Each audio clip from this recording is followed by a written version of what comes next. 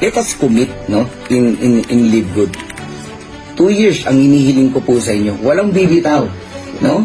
Walang bibitaw. No time for negative. Wag niyo entertainin yung mga taong naninira sa inyo or umaayaw sa inyo. Nagsisimula tayo. Ang sabi, hindi raw tayo tatagal. Ngayon po, 1 taon na ang live good.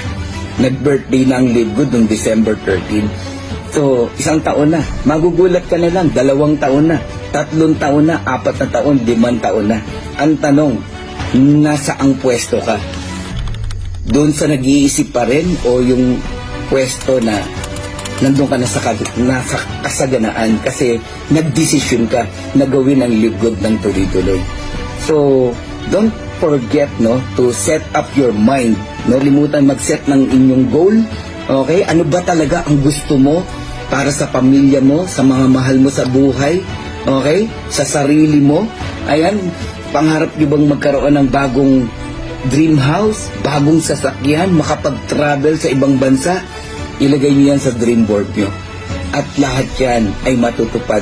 Alright? So, don't forget to pray and magpasalamat, no, sa ating poong may kapal na may gawa ng lahat.